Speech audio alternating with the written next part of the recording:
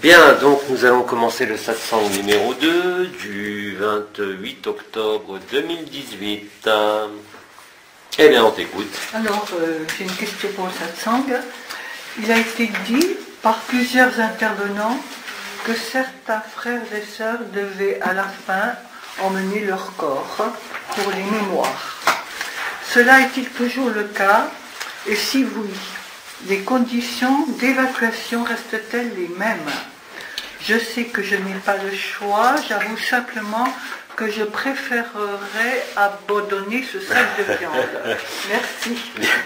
Je crois, en fonction de tout ce que nous avons reçu avec AD, la Confédération intergalactique, il y avait effectivement cette notion de certaines personnes qui devaient être évacuées chez les Arcturiens voyeurs pour récupérer des mémoires concernant la libération des mondes. Mais comme ça a été expliqué et vécu par beaucoup, la création elle a démarré sur Terre, elle se termine sur Terre. Donc il n'y a plus de monde à libérer après la Terre, donc il n'y a plus de mémoire à récupérer, dans la mesure où, comme on l'a dit, c'est la fin du mythe de la création, ou du rêve de la création. Donc toutes ces notions de corps carboné ou pas n'ont plus cours, dans la mesure où, de toute façon, déjà, avec les rayonnements du centre galactique et les rayonnements gamma, et les rayonnements exotiques qui commencent à arriver sur Terre, il est évident que le temps il n'a pas changé, mais il a été raccourci quant aux chutes, si je peux dire. Donc il n'y a aucun souci à se faire de quoi que ce soit, même par rapport à toute cette logique qui a été explicitée et vécue, dans la mesure où la fin de l'histoire a changé. Voilà, donc il n'y a aucun souci à se faire, ni de 3D, ni de 5D, ni de quoi que ce soit, parce qu'en définitive, comme je l'ai dit hier, la lumière est une fatalité, elle est inexorable, et quand il y a la lumière totale, quand il y a la béatitude, d'ailleurs, j'ai regardé la définition de béatitude, c'est un mot qui a été beaucoup employé hier, ça vient en fait de ce qu'on appelle les béatitudes qu'on retrouve dans l'évangile de Matthieu.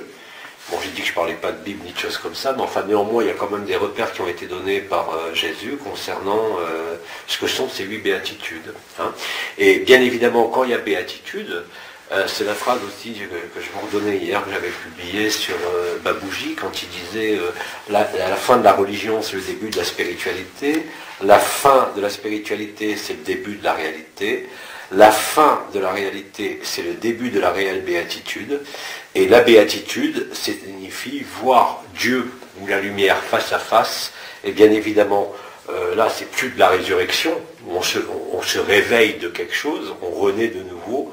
Là, c'est carrément, il y a la béatitude. Quand vous êtes en béatitude, dans cet état de stase qui va se produire pendant les 3 jours, je vous garantis que même ceux qui sont dans les scénarios de la conscience, à s'amuser, à croire qu'ils font des choses et tout, ça m'étonnerait qu'il leur reste la moindre velléité de manifester la moindre forme dans quelque dimension que ce soit, parce qu'effectivement, dans cet état de béatitude, le Parabrahman, c'est un état qui est hors du temps et de l'espace. Et on a oublié de brancher l'enregistreur. C'est pas grave, dans cet état de béatitude, il n'y a plus de place pour quelque conscience que ce soit, quelque monde, quelque évolution, quelque désir que ce soit. Donc c'est pour ça que je vous disais depuis quelque temps de laisser les gens s'amuser avec leur conscience, pour ceux qui vivent encore la conscience multidimensionnelle et qui sont persuadés qu'il y a une trame pour un futur quel qu'il soit. Laissez-les, parce que de toute façon, et c'est l'expérience qu'on a vécue pour ceux qui se déplaçaient en conscience nue au mois de mai-juin, quand vous partez en conscience nue, vous vous consumez, mais vraiment. C'est-à-dire que vous consumez votre énergie vitale, là réellement, et que si on avait poursuivi ces jeux qui étaient importants à un moment donné, en ne les voyant pas comme un jeu, mais comme une réalité à accomplir, et les gens s'aperçoivent bien, pour ceux qui l'ont fait, qu'au bout d'un certain temps, il y a quelque chose qui ne colle pas. Pas parce que l'expérience n'est pas juste, bien évidemment, et qu'elle n'est pas vraie, bien au contraire, mais parce que c'est dans ce plateau de la balance, il y a un moment de seuil où l'éternité, la lumière, l'absolu, l'intelligence de la lumière prennent tellement d'espace, de temps et de conscience qu'il n'y a plus la place pour s'amuser avec la conscience. Hein. Donc laissez les gens jouer avec leur scénario d'un futur. Regardez le nombre de gens, par exemple, qui ont des visions projetées d'une nouvelle terre, où tout le monde il est beau, tout le monde il est gentil. C'est pas grave, laissez-les rêver s'ils sont bien comme ça. Eux aussi, ils arrêteront de rêver. Hein. Donc il n'y a rien à juger dans ce que vivent les uns et les autres, mais ce dont je peux vous affirmer de façon à la fois la plus formelle à travers de mon vécu et de certains frères et sœurs, mais aussi à travers toutes les traces qu'ont laissées les mystiques, où qu'ils aient vécu. Hein. Regardez les envolées lyriques d'Arumi, regardez les envolées lyriques de Savitri, par exemple, de Sri Aurobindo. Mais à cette époque-là, ils avaient projeté, même Sri Aurobindo, je vous l'avais dit, une nouvelle terre, un nouveau monde. Pépère aussi en a parlé, Ben Sadonov aussi en a parlé, bien sûr. Mais la donne a changé dans la mesure où cette anomalie primaire qui a été blackboulée ne permet pas le maintien du rêve, même le plus agréable, puisque la création est, encore une fois, un mythe. Hein, c'est de la mythologie.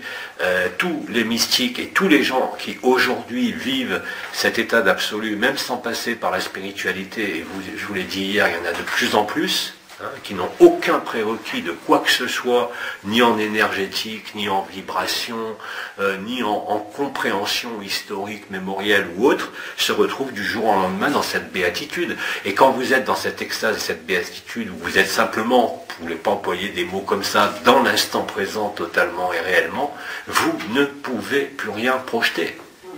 Plus rien. Parce que vous savez que vous êtes chez vous. Que le corps, il est là, il passe, que les mondes, ils sont là, ils passent, et que vous êtes réellement le jeu éternel. C'est pas une croyance, c'est pas une supposition, ça se traduit par un vécu et par des effets absolument inouïs au niveau même du corps. Hein. C'est ça l'intelligence de la lumière, quand on accepte, comme je l'ai dit hier, de la laisser œuvrer et ne pas mêler à une quelconque vision, un quelconque scénario ou une quelconque projection dans quelque futur que ce soit ou quelque passé que ce soit. Je l'ai dit hier, c'est l'instant présent. Hein, et donc il n'y a pas à se soucier de tous ces éléments qui nous ont permis d'arriver là. Hein. Vous avez vu à l'époque, encore aujourd'hui, je reçois des mails des gens qui sont terrorisés par les archontes, mais je leur dis arrêtez, réveillez-vous, quoi. Vous pouvez maintenant vous réveiller. Il n'y a plus de cauchemar, il n'y a plus de prédation, même si on le voit sous nos yeux dans ce plan-là. Tout ce qui concerne ces notions d'entité ne font que traduire simplement le positionnement de la personne, c'est-à-dire celui qui dit qui est, celui qui est dans la dualité, va tout voir, il va voir des entités partout, il va avoir peur de tout. Dans l'amour, c'est impossible, ça ne peut pas exister. Et vous le sentez bien, vous le vivez bien, c'est-à-dire que tout ce qui va se produire, même si vous arrivez d'avoir des réflexes mémoriels, émotionnels, ou de choses qui vous ont resté en travers de la gorge, maintenant, comme ça avait été expliqué déjà depuis 2 ans, c'est plus des rappels à l'ordre, c'est plus des choses qui tapent sur le corps pour vous obliger à, c'est simplement des habitudes qui tournent en roue libre, ce qu'on a expliqué, hein, des choses qui tournent, qui sont là, auxquelles vous êtes habitués, et que vous prenez pour vrai, et que vous n'avez pas vu. C'est pas une anomalie ou une erreur de positionnement, c'est simplement une lucidité qui n'est pas encore complète sur qui vous êtes ici en ce monde. Et ça, c'est l'éclairage de la lumière qui le fait. On a toujours dit qu'on ne se libérait pas. C'est pas la personne qui est libérée. Une personne ne peut pas être libérée. On est libéré de la personne. C'est pas du tout la même chose. Alors bien sûr, dans la notion de sacrifice, on envisage toujours la mort, et l'ego est très fort pour ça quand il s'agit de lâcher, de vous suggérer qu'il y a une perte, de vous suggérer qu'il y a une souffrance, et de vous suggérer que c'est la mort. Hein. Mais tout ça, ce sont dorénavant, je dis bien dorénavant, des projections dans le vrai sens psychologique du terme. C'est-à-dire qu'aujourd'hui, le frère ou la sœur qui va être soit, et même pour ce que je disais par rapport à la Kundalini, avec les entités archontiques pour les éveils de la Kundalini qui se planquent dans le dos, tout ça, si vous voulez, c'est un mythe. C'est un mythe, et on a démasqué le mythe dans la réalité objective de ce monde. À ce moment-là, cette conscientisation que, comme disait Bidi à l'époque, on n'est pas ce sac de viande, ce corps c'est un sac, la réfutation. Là, on n'a même plus besoin de s'appuyer sur cette notion de réfutation. Il suffit simplement d'être placé dans l'instant sans rien demander, comme je disais hier, de laisser traverser tout ce qui se produit. N'arrêtez rien, même quand vous avez une douleur. Je le redis à cette occasion. Bien sûr que des fois il faut traiter même médicalement, chirurgicalement, mais quoi qu'il se manifeste comme élément de souffrance, je ne parle pas de votre corps, mais de la souffrance qui est liée à ce corps, traversez-la, absorbez-la, si vous avez l'habitude d'absorber des essences, non pas pour la faire disparaître, mais pour la laisser par l'intelligence de la lumière, où que ce soit situé, si vous sentez les énergies, par exemple un nœud dans le ventre, un nœud à la gorge, une crispation dans le bas-ventre, n'importe quoi, laissez simplement le jeu spontané de la lumière, de l'intelligence de la lumière, s'évacuer. Et si vous sentez les énergies, vous allez le sentir, quel que soit le point de blocage. Je disais par exemple depuis 4-5 jours, il y a eu des énergies terribles qui ne sont pas les miennes, ni les vôtres, au niveau du plexus solaire, c'est-à-dire au niveau de l'émotionnel collectif. Pourquoi? Parce que c'est très simple. On approche d'événements qui ont été programmés depuis des dizaines d'années par les Illuminati, les Guignols, comme disait Pépère, et la date, elle est connue du monde entier maintenant, c'est le 1er et le 11 novembre, hein, qui sont les dates du simulacre, comme je les ai appelées. Et ça, ces dates-là, maintenant, les gens s'aperçoivent qu'elles ont toujours été données, et que toutes les prophéties, où que vous vous tourniez là depuis le début du mois d'octobre, sont toutes convergentes et correspondent toutes, où que vous tournez vos yeux. Donc là, c'est même pas un événement cosmique ou un événement de la lumière, c'est l'événement du simulacre. Mais on a toujours su que l'événement du simulacre aurait lieu peu ou prou, et j'espère de façon la plus synchrone possible, avec le sacré. Vous avez par exemple, à titre informatif, sur CNN, le 26 octobre, il y a eu la divulgation. Vous avez eu une réunion des astronautes américains qui sont allés sur la Lune, avec ceux qui géraient les programmes spatiaux, qui confirment l'existence des extraterrestres sur Terre depuis 1948. C'est passé sur CNN à une heure de grande écoute. Donc réellement, la vérité s'est dévoilée le 26 octobre. Et maintenant, vous avez d'autres choses très importantes. Bon, vous avez ce que je vous ai dit par rapport aux dates du simulacre. Mais si vous regardez les événements planétaires, c'est même pas la peine d'en parler, hein, il n'y a que les aveugles qui ne les voient pas. Mais si vous regardez les événements cosmiques qui se présentent, c'est clair que là, tous les voyants du tableau de bord correspondant à l'événement sont allumés. Je ne peux pas vous dire mieux. Et là, c'est pas ni Nkana, ni Abba, ni JLA. Comme je vous le disais, c'est l'observation concrète et réelle de ce qui se déroule sur un plan concret et réel, même pas au niveau de l'humain, au niveau du système solaire. Hein, on vous le cache, bien évidemment. Alors Nibiru, par exemple, on parlait tout à l'heure, dans cette première question, sur ces notions de peur et de projection, de 3D et autres. Mais regardez... vous avez une multitude d'événements qui se produisent au niveau astronomique. Je ne parle pas simplement de la course des planètes, mais au niveau des modifications qui surviennent sur l'ensemble du système solaire, qui sont tout à fait concrets, qui sont un changement, un bouleversement d'ordre, d'ordre cosmique, qui correspond à quelque chose qui est parfaitement connu des astrophysiciens, de ceux qui dirigent les télescopes. Hein. Et c'est maintenant. Ça, c'est pas... Moi, j'ai dit, je ne donnerai plus jamais de date pour l'événement collectif, mais l'événement du simulacre, oui, lui, il est connu. Il est connu et il a lieu là. Hein, c'est-à-dire, à la fin de la semaine, vous allez avoir... Et là, je ne me trompe pas, parce que c'est annoncé. C'est eux-mêmes qui ont... C'est pas une intuition, une prédiction ou une prophétie, c'est eux-mêmes qui l'ont annoncé. Hein, le krach boursier a lieu ce vendredi. Vous verrez la semaine dès demain ce qui va se passer. Et vous avez le 11 novembre la réunion qu'on appelle du Shalom, c'est-à-dire tous les chefs d'État qui se réunissent à Paris le 11-11-11 pour annoncer la paix. Et le lendemain, ça va démarrer. Mais ça, c'est un scénario qui est cousu de fil blanc. Hein, et on n'a pas à avoir peur ou à être affolé, mais à le voir lucidement. Parce que, comme ça a été dit, même par Bidi, tu me le faisais remarquer en septembre, ça a été ses derniers mots, vous allez constater de jour en jour et de semaine en semaine que l'intensité des événements va progresser de façon exponentielle et que votre joie intérieure, dont l'aboutissement est la béatitude et l'extase, va se manifester. Hein. Et si vous regardez par curiosité, comme je disais, ce qu'on appelle les 8 béatitudes, c'est exactement ça. Heureux les cœurs purs, heureux les simples d'esprit, car le royaume des cieux leur appartient. Heureux ceux qui ont le cœur pur, heureux ceux qui sont persécutés, heureux ceux qui ont souffert à cause de leur foi, bien sûr, verront Dieu. Alors quand il disait Dieu, mais rappelez-vous que le Dieu qu'on conçoit aujourd'hui, bien sûr, c'est Yad-Débaoth. Mais à l'époque, dans la bouche de Jésus, non. Hein, d'ailleurs, il n'employait pas le mot Dieu, il disait mon Père. C'est pas la même chose. Hein. Donc si vous voulez, tout ça, au niveau du simulacre, le scénario est parfaitement connu. Hein. Parfaitement orchestré, parfaitement organisé, que ce soit depuis les textes de Weishaupt en 1776, ou plus proche de nous, ce que je vous ai dit hier, par exemple sur l'agenda 21. Allez lire, c'est en toutes lettres, c'est pas caché, c'est pas secret, c'est énoncé, on ne peut plus clairement.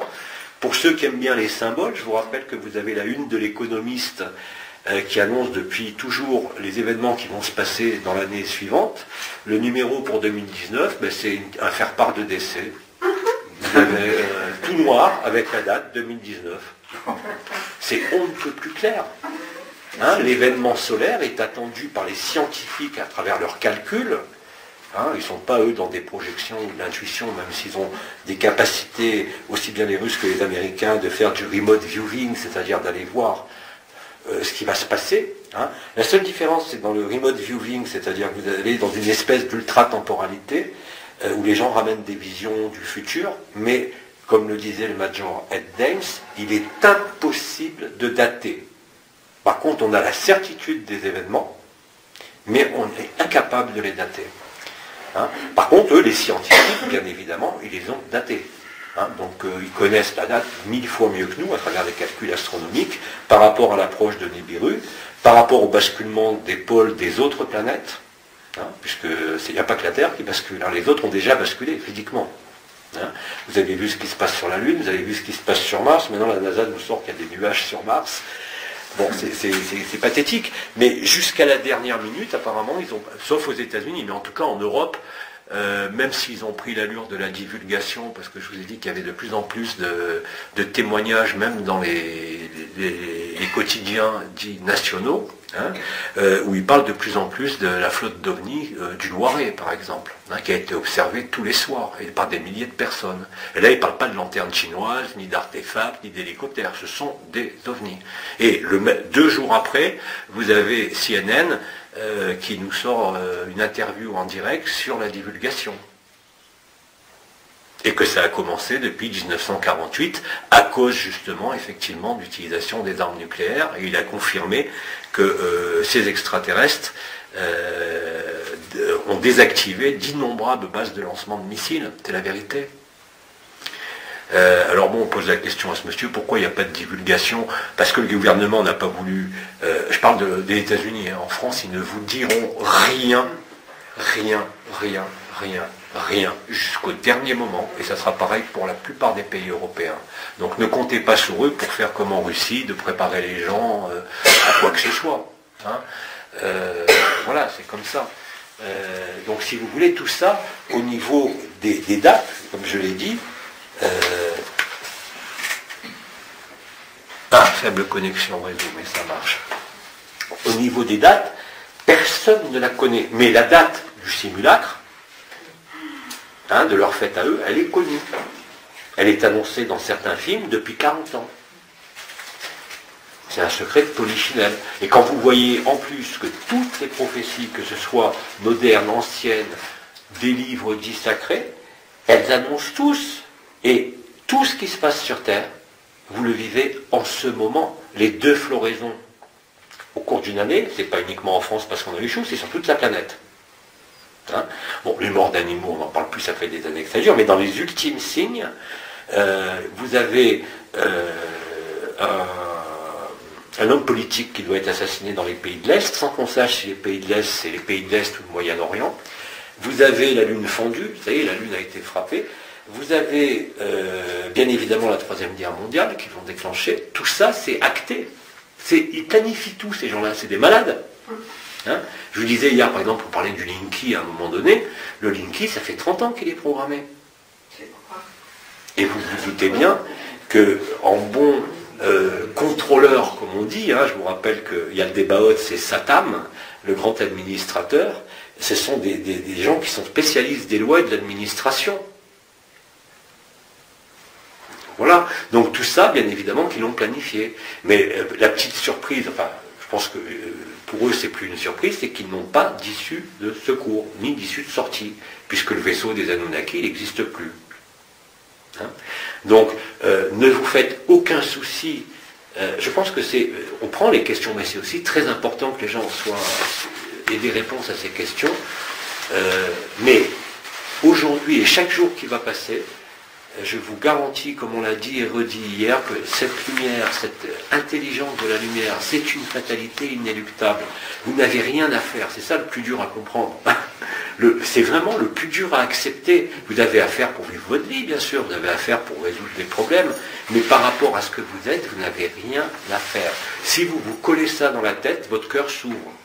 C'est aussi simple que ça.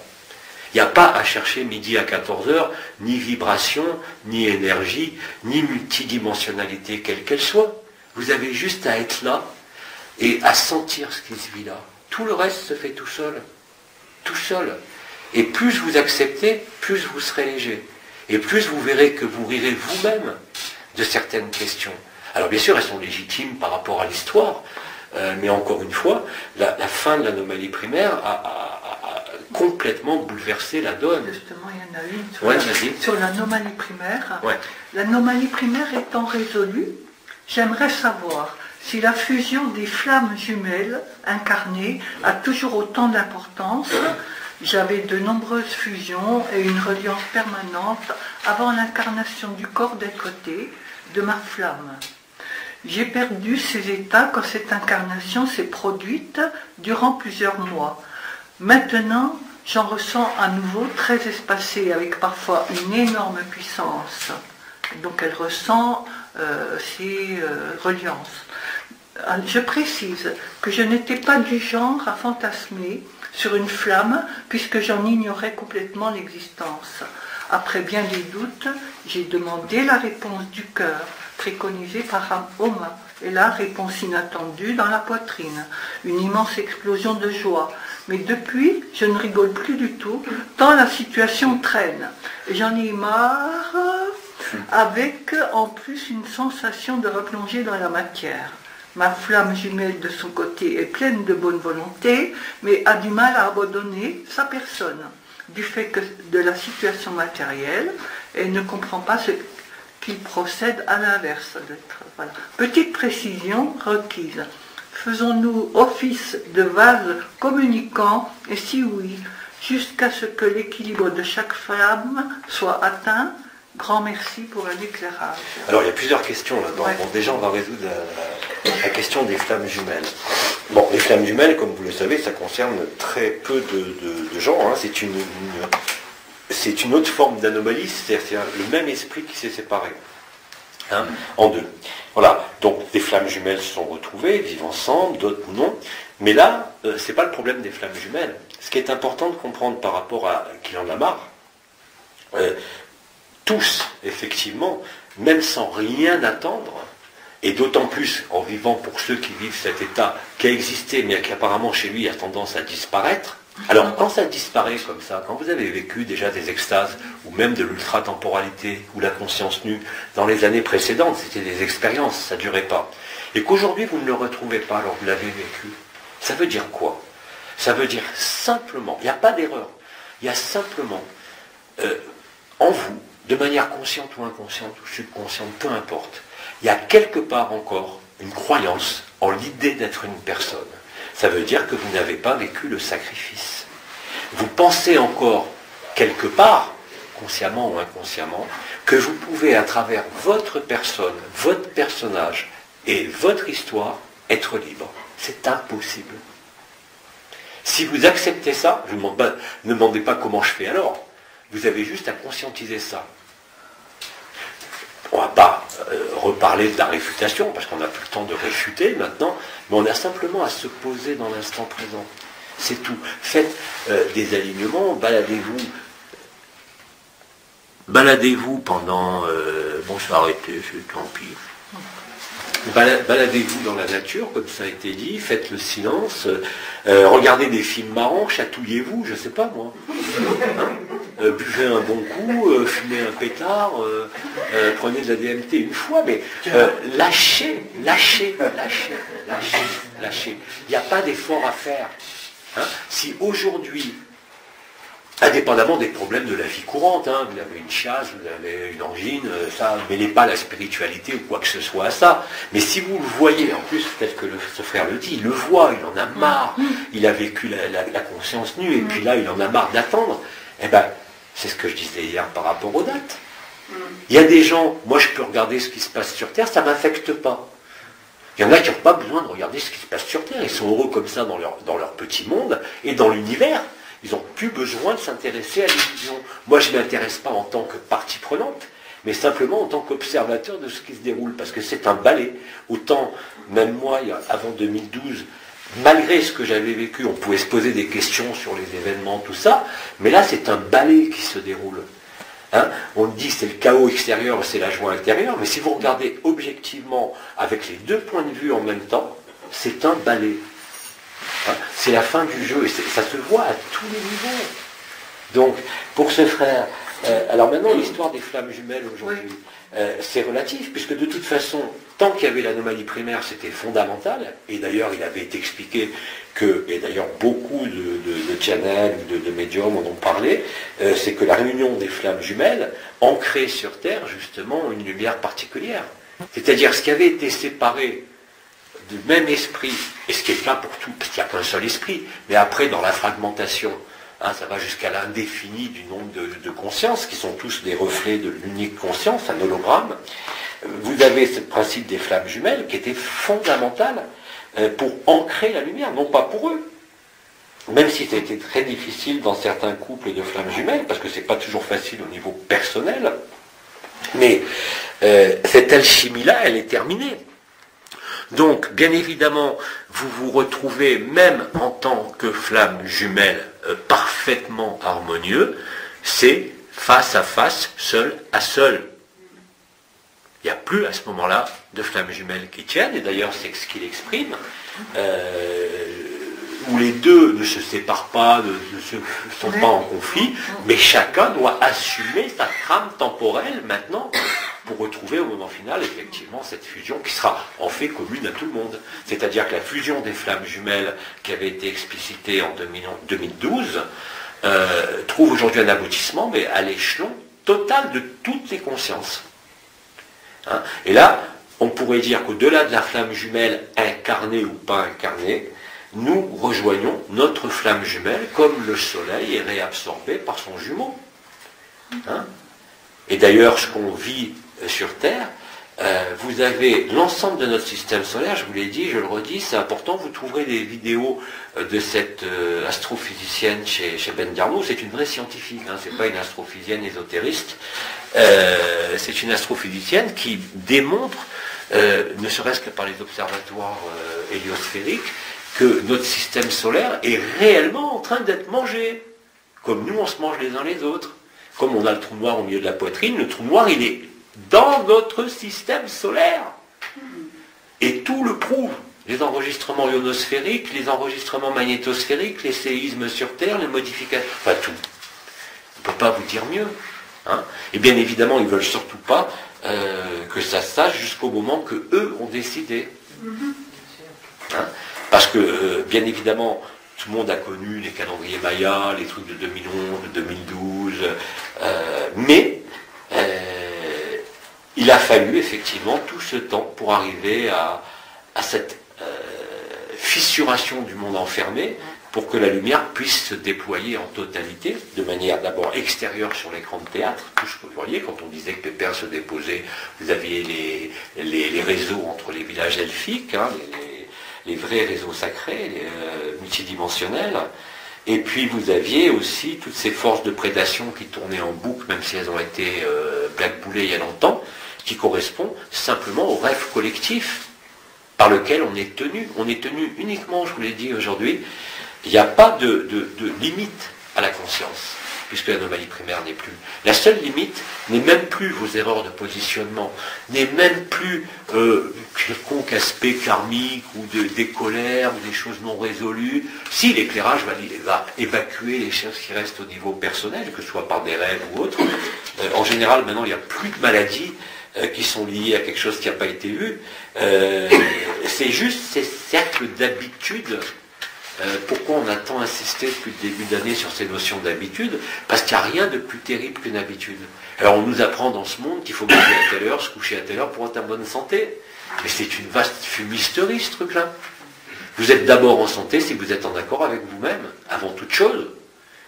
Après les rythmes, quels qu'ils soient, même physiologiques, même inscrits dans l'hypophyse et l'hypothalamus, je vous rappelle que l'hypothalamus est le siège de l'identité. Et que c'est ce noyau central qu'on a appelé le troisième œil, l'épiphyse qui est au-dessus, et les noyaux du thalamus central, qui crée le sentiment et l'idée d'être une personne. Puisqu'on sait très bien, j'en ai dit, avec certains antéogènes, et des molécules qui sont maintenant des molécules étudiées en pharmacologie, on a pris l'exemple de la diméthyltryptamine, la DMT, qui, sous sa forme injectable, la forme cristal, met fin en 1 minute, si bien en 1 minute, à toute dépression, même les plus graves. Et c'est pas du pipeau, puisque c'est une des molécules les plus étudiées. Donc ça signe effectivement à la fois la fin de la psycho, la fin de la psychanalyse et la fin de toute l'introspection initialisée par Freud au début du XXe siècle sur cette notion d'inconscient, qui ne représente en fait que la vase.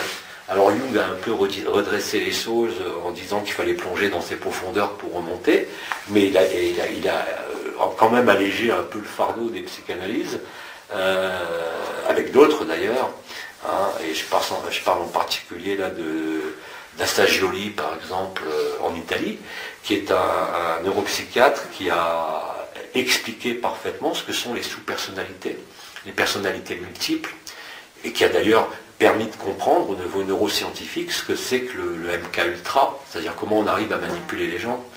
Hein. D'ailleurs, ça s'appelle plus de la manipulation mentale maintenant. Si, c'est la manipulation mentale pour ceux qui ont le prétexte de parler de spiritualité. Donc, mais ça s'appelle de l'ingénierie sociale ou du neuromarketing. Ça marche comme sur des roulettes. Le peuple, je comprends qu'on parle du peuple parce que eux qui pensent être extraits du peuple, ils voient très bien depuis des dizaines d'années comment réagit le peuple aux injonctions de la presse, aux injonctions des images. C'est tellement facile.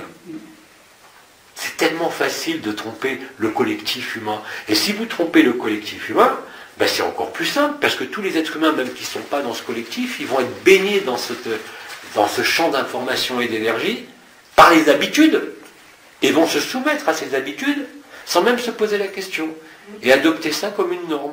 Il faut manger à 8 heures, il faut manger à 1 heure, il faut dormir à 10 heures, il faut se lever à telle heure. Tout ça ne veut rien dire. C'est encore vous rendre esclave du temps. Et quand vous avez du temps libre, que ce soit 1 heure ou l'éternité, ben tout ça vous apparaît pour ce que c'est. Il n'est même pas question d'énergie, d'intuition, c'est de l'ordre de la compréhension réelle, simple, basique. Hein? Et ce qui est de l'ordre de la compréhension, c'est pas le mental, c'est du factuel. C'est la réalité, le réel que nous vivons ici dans cette illusion. Hein? Donc, à partir de ce moment-là, si vous voulez, vous n'avez plus vraiment à vous soucier de ce genre de questions, parce que plus vous calmez, dans tous les sens du terme, plus vous calmez votre mental, pas en voulant vous opposer à lui, simplement en vous ouvrant. Vous n'avez plus besoin de vous opposer à quoi que ce soit. Et rappelez-vous ce que disait Baudrillard, tout ce à quoi vous vous opposez se renforce. C'est inéluctable. Et c'est inscrit dans votre cerveau. Tout ce à quoi vous vous opposez se renforce. C'est comme ça qu'évolue la prédation. C'est aussi simple que ça, à tous les niveaux. Dans les couples, dans les familles, entre frères et sœurs, dans la société. Hein? Donc, il y avait une autre partie de question là-dedans, c'est bon, Ben, je crois que c'était un peu... Ma flamme jumelle. Oui, flamme jumelle, ça, on en a parlé. Alors, en avoir marre, au contraire, plus vous allez en avoir marre aujourd'hui, pas en cherchant une date, parce que ça va vous mettre en colère, mais plus vous exprimez votre personne par rapport à ce que vous avez vécu, non pas une impatience, mais effectivement une certaine forme d'en avoir marre, non pas parce que vous cherchez une date avec inquiétude, mais parce que la comédie a assez duré. Hein? Là, vous créez, et je crois que j'ai dit d'ailleurs hier, cette tension vers l'abandon dont avait parlé Hildegard de Bingen. Vous avez vécu un truc, vous savez que c'est la vérité. Alors ceux qui sont installés là-dedans, ben, c'est la béatitude, mais ceux qui l'ont vécu à un moment donné, ils ont l'impression que ça disparaît, ben, ça fout les boules, vous avez le cas de le dire. Et c'est le fait d'avoir les boules, ou pas de chercher, puisque vous l'avez vécu, vous savez ce que c'est. Vous ne cherchez pas dans la spiritualité, vous savez que vous avez vécu quelque chose qui est réel, vous savez que c'est la vérité, et puis ça semble s'éloigner, comme il dit là. Et ça, effectivement, ça fout les boules, ça donne une exaspération. Mais l'exaspération, le fait d'en avoir marre, crée aussi ce feu par friction. Or, le feu par friction qui déclenchait des cancers dans le corps, aujourd'hui, il est balayé par le feu igné. Il nourrit le feu igné. Parce que l'anomalie primaire n'est plus là. Hein? On pourrait parler pendant des heures sur l'anomalie primaire, mais j'essaye d'éviter, si vous voulez, de vous replonger dans des éléments historiques, même par rapport à ça, ou même de compréhension. Ce que vous avez à comprendre, c'est ce que vous vivez, non pas en tant que personne, mais à comprendre que vous êtes antérieur, même si vous ne le vivez pas et que vous ne pouvez pas l'expliquer. Donc quand on dit c'est de l'ordre de la compréhension, hein, c'est d'imaginer, de supposer que c'est possible. Hein? Or, tant que vous avez les voiles de la morale, des croyances, des maîtres, des gourous, des enseignements, de n'importe qui, de votre mari, de la femme, du voisin, vous ne pouvez pas être libre. Parce que la vie vous montre que, et de plus en plus clairement, que c'est simplement l'habitude que vous avez prise, ou une forme d'acquiescement, parce que vous en avez marre de quoi que ce soit, qui est ça, c'est ça le manque de lucidité. C'est pas une erreur, c'est pas une faute, c'est quelque chose qui n'est pas encore éclairé. Or aujourd'hui, avec l'intelligence de la lumière, laissez-la vous éclairer. Et d'ailleurs, c'est ce que constate tous les frères et sœurs qui vivent, qui ont vécu même par moments cette joie, je ne parle même pas d'extase ou de béatitude, cette joie qui est le marqueur de l'amour, c'est évident qu'ils le voient, et on le voit de plus en plus facilement, tout le monde. Vous voyez bien les moments où vous n'êtes pas bien, peu importe ces énergies de l'environnement, comme il y a eu il y a 4 jours sur le plexus solaire, mais qu'est-ce que vous faites dans ces cas-là? Vous vous emparez de la douleur pour comprendre, ou vous faites comme j'ai dit, vivez les choses, vous comprendrez après. Vivre les choses, ça ne veut pas dire les comprendre. Hein. Vivre les choses, ça veut dire les accueillir et les traverser. Ça ne veut pas dire s'en emparer à bras-le-corps et vouloir réagir. Tout ce à quoi vous vous opposerez dans votre vie, je ne parle pas uniquement au niveau spirituel là, hein, tout ce à quoi vous vous opposez ne peut que se renforcer. C'est une loi, ça avait été trouvé à l'époque par Baudrillard, Bataille aussi en a parlé, Georges Bataille, mais c'est quelque chose qu'aujourd'hui est totalement validé dans les neurosciences comportementales, parce qu'on a les preuves visuelles au niveau du cerveau de ce qui se passe. Hein?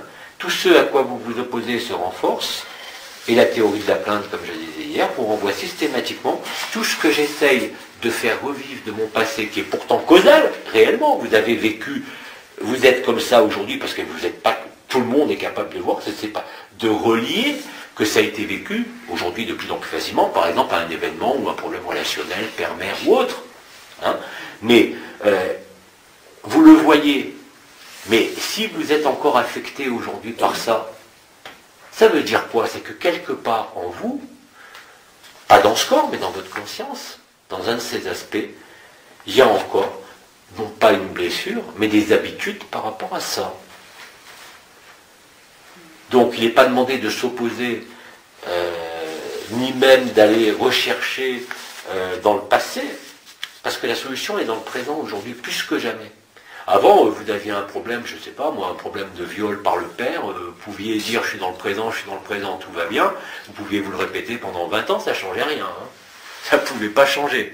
Donc bien évidemment, à ce moment-là, il y avait un besoin d'introspection, de retrouver, bon, en comportementalisme, on appelle ça les mythes fondateurs, ou le scénario cognitif de vie. En psychanalyse, on va appeler ça l'inconscient avec toutes les théories freudiennes sur le pipi caca et la sexualité. Mais aujourd'hui, c'est plus ça. C'est plus ça. Hein. C'est simplement une question de lucidité. Pourquoi on emploie ces mots là, par exemple, hier, j'ai eu la curiosité de regarder, et c'est même pas moi, c'est les Brésiliens, ils sont très forts là-dessus. Ils ont recherché où est-ce que pouvait apparaître dans certaines canas le mot béatitude. Parce que c'est la première fois que hier, on me suis retrouvé à employer ce mot-là. Eh ben non, il y avait des canas, effectivement, dès 2008, où ils parlaient de cette béatitude qui allait se manifester à la fin. Vous voyez? Donc on a un balisage complet, et qu'à l'époque, tout le monde, personne n'avait vu ça. C'est que maintenant, c'est comme dans certaines prophéties, les prophéties de Nostradamus, on les comprend qu'après, ou pendant, mais pas avant. Hein. Là, bien évidemment, il y avait l'aspect vibratoire qui était essentiel. Hein. Ça, tout le monde l'a vécu, hein, quand vous disparaissez, quand vous écoutez une cana, mais le sens de la compréhension de ce qui était écrit littéralement apparaît vraiment aujourd'hui. Par exemple, les concepts d'abandon à la lumière. À l'époque, on a passé des mois avec des questions sans arrêt, parce qu'on était tous persuadés dans le cheminement spirituel, même moi, qu'il fallait tenir à cette spiritualité, qu'il fallait faire des efforts, qu'il fallait progresser, qu'il fallait élever les vibrations. C'était vrai à cette époque. Mais pour permettre justement d'être affranchi de ça. Hein. Et c'est le cas depuis le mois de juin.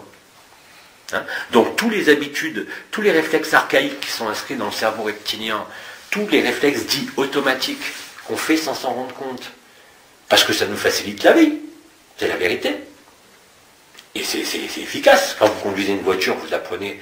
Là, je répète cette phrase que j'ai compris avec la théorie de l'information.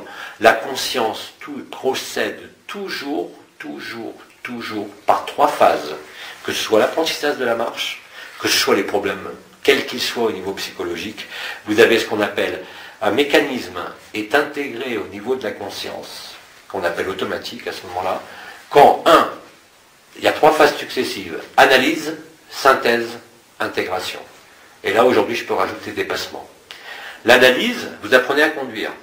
Vous appreniez à quoi sert le volant, à quoi servent les pédales à gauche, à droite, et ensuite, il faut que vous les maîtrisiez. Vous prenez des leçons, vous commencez à maîtriser la conduite de votre voiture, là, en l'occurrence, c'est de votre corps et de votre vie, c'est la même chose. Hein. Et, au bout d'un moment, vous pensez que vous êtes prêt à passer le permis, c'est-à-dire que vous avez intégré. Et vous savez tous, on sait tous, si on a le permis et qu'on conduit depuis longtemps, que tout se fait automatiquement. On ne va pas regarder le compte-tour pour savoir quand on change la vitesse. On ne va pas penser à mettre le clignotant, sauf si on l'oublie tout le temps, mais il se met tout seul. Parce que c'est devenu un processus intégré. Hein. Alors je ne vais pas redévelopper tout ça parce que je l'ai développé très longuement sur les théories de l'information tout au long de ces années, mais c'est exactement ça. Aujourd'hui, vous n'avez rien à faire. Mais comprenez pas les choses de travers. Quand je dis que vous n'avez rien à faire, là je m'adresse à l'esprit. Je m'adresse à votre comportement. Je ne m'adresse pas à vos obligations ou aux choses que vous devez faire comme tout être humain, non pas en tant qu'habitude. Pisser n'est pas une habitude, c'est un besoin. Jusqu'à preuve du contraire. Hein. Là, je parle vraiment des habitudes comportementales de la vie qu'on mène sur ce monde, pas des besoins physiologiques, bien sûr. Même si après, ça peut entraîner des problèmes sur les besoins physiologiques. Mais au départ, c'est juste d'être lucide, c'est-à-dire retrouver cette autonomie et cette liberté. Ce n'est pas revenir et régresser au point de l'analyse de la conscience, c'est dépasser tout ça. Et vous apercevoir qu'il n'y a pas de conscience. Hein. Donc je sais parfaitement que c'est un discours, bon à part Nisargadatta et Bidi, c'est un discours qui n'a jamais été tenu dans la spiritualité. Je n'y peux rien parce que ce discours, il colle aux faits. Il colle aux faits et il colle au vécu. Intérieur comme extérieur maintenant. Une synchronicité totale. Alors on va continuer ça. Alors il y a une question très concrète. Ouais. Cher Jean-Luc, face aux menaces fascistes et extrémistes dans mon pays, je voudrais savoir si cela fait partie des plans de la lumière ou s'il s'agit d'une forme de résistance à celle-ci. Alors, je répondrai simplement que ça soit que ça fait partie des plans de la lumière. De toute façon, c'est l'intelligence de la lumière qui est à l'œuvre. Donc on doit répondre qu'effectivement, c'est l'intelligence de la lumière. Hein, et donc, ça fait partie des plans de lumière. Maintenant, si on veut considérer qu'il s'agit d'une forme de résistance à la lumière, les dernières résistances de l'inconscient collectif et des aspects patriarcaux, on va dire, de Yaldabaoth, de toute façon, comme je vous l'ai dit, la lumière est fatale. Donc, même la résistance à la lumière entraîne la lumière. C'est merveilleux.